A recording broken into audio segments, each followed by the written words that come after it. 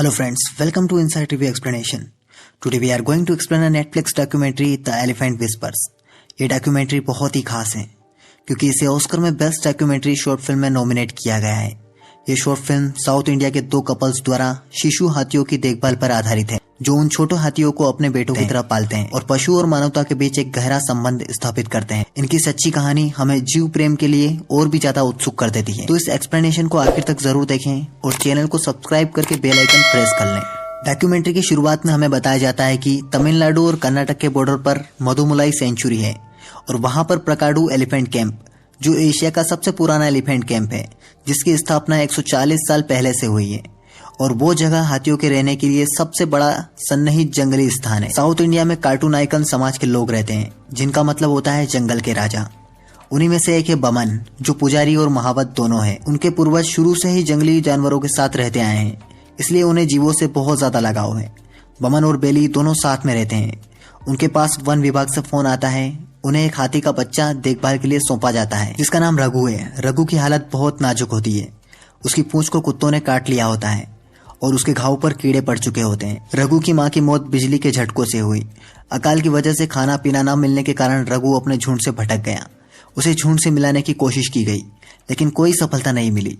अब बमन और बेली को रघु की देखभाल की जिम्मेदारी दी जाती है। उस वक्त रघु का बचपना बहुत मुश्किल था लेकिन बमन और बेली ने बहुत मेहनत और देखभाल से रघु को बचा लिया। उन्हें उसकी देखभाल करते हुए 3 साल बीत गए। अब रघु बड़ा हो चुका है। वो उनके परिवार का हिस्सा बन चुका है। बमन के पिता और दादा सदियों से हाथियों की देखभाल करते आए थे। अब बमन रघु के गले में घंटी बांध देता है क्योंकि अगर वो कहीं भटक जाए तो उसे आसानी से ढूंढा जा सके क्योंकि वो खुद की देखभाल नहीं कर सकते। रघु का दोस्त भी होता है कृष्णा उसे चारा खाना सिखाता है क्योंकि हाथी अपने जैसे को ही देखकर सीख सकते हैं। बमन रघु को नहलाते हैं। वो रघु से बहुत प्यार करते हैं। बेली भी रघु की अच्छे से देखभाल करती है। उसे देखकर वो अपनी सारी परेशानियां भूल जाती है। बेली के पहले पति को बाघ ने मार डाला। वो कबीले की औरत थी और कार्टून आइकन होने के कारण उन्हें हाथियों की जिम्मेदारी सौंपी गई। वो भारत की पहली लेडी बनी जो हाथियों की देखभाल कर रही थी। उनके लिए रघु का मिलना भगवान की देन जैसा था। वो उसकी माँ बन चुकी थी। रघु बोल नहीं सकता। अभी कुछ समय पहले बेली की बेटी की मौत हुई थी। ये दर्द उनके लिए बहुत बड़ा था। रघु ने अपनी सूंड से उनके आंसू पूछे। उसकी इस हरकत ने बेली की सारी परेशानियां दूर कर दी। बमन कहते हैं कि हाथियों की देखभाल बहुत जिम्मेदारी वाला काम होता है। वो बहुत बुद्धिमान और भावुक प्राणी होते हैं लेकिन कभी कभी खतरनाक हो सकते हैं। बमन का परिवार जंगल से ही खाना लेता है और उसकी सुरक्षा भी करता है। वो उतना ही लेते हैं जितना उनकी जरूरत हो। वो लोग हाथियों से नहीं डरते हैं बल्कि उनके साथ रहते हैं। रघु को जौ के लड्डू बहुत पसंद थे। उसे नारियल और गुड़ भी बहुत पसंद था। अब बारिश शुरू हो चुकी थी। बारिश के होने से चारा और उग जाएगा जिससे हाथियों को भरपेट खाना मिलेगा। रघु को सोने से पहले स्टोर से दूध पिलाया जाता है। अब विशेष पूजा का दिन आता है। हाथियों को तैयार किया जाता है। उन्हें माला पहनाई जाती है और गणपति से आशीर्वाद दिलाया जाता है। सभी हाथी गणपति को नमस्कार करते हैं। बमन कहता है कि उनके लिए हाथियों की सेवा करना भगवान की सेवा करना जैसा है और हम रघु के बिना कुछ भी नहीं है। अब हरियाली जा चुकी थी। मौसम बदल रहा था। चिलचिलाती धूप ने सब कुछ बदल दिया था। जंगली हाथी धूप में खाने पीने के लिए भटक रहे थे जिनमें कईयों की मृत्यु हो चुकी थी।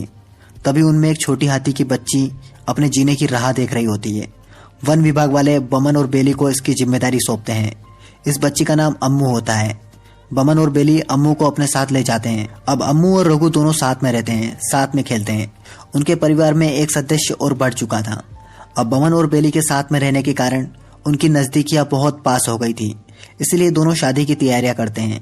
घर को सजाया जाता है। दोनों नए कपड़े पहनते हैं और रघु और अम्मू को भी तैयार किया जाता है। अब बमन और बेली दोनों एक दूसरे को वरमाला पहनाते हैं। इसके बाद वो अपने हाथियों के साथ घर आ जाते हैं। बेली की एक पोती होती है जिसका नाम संजना है। वो भी हाथियों से बहुत प्यार करती है और उनकी देखभाल करने में अपनी दादी की मदद करती है। हाथियों को बहुत प्यार और स्नेह की जरूरत होती है। उन्हें दूध देना, नहलाना, उनके कमरे की सफाई करना, यह सब उनकी देखभाल जैसा है। अब उनकी शादी के कुछ दिन बाद उन्हें पता लगता है कि वन विभाग वाले रघु को किसी और देखभालकर्ता को सौंप देने वाले हैं क्योंकि अब वो काफी बड़ा हो चुका है। बमन और बेली इसके लिए चिंतित होते हैं। वो चाहते हैं कि रघु उन्हीं के साथ रहे। उन्होंने रघु के साथ अनमोल पल बिताए हैं। रघु के जाने से उनका दर्द छलक उठता है। अम्मू भी रघु के जाने से विचलित थी। उसने कई दिनों से दूध नहीं लिया। बमन और बेली भी कई दिनों तक ठीक से खाना नहीं खा पाए।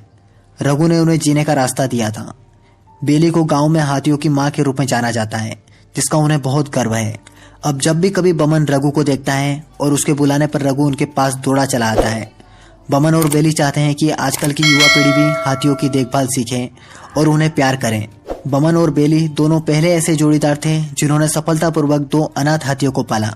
अब अम्मू और रघु दोनों बड़े हो चुके हैं और आराम से अपने जीवन का आनंद ले रहे हैं। और इसी तरह ये डॉक्यूमेंट्री यहीं खत्म हो जाती है।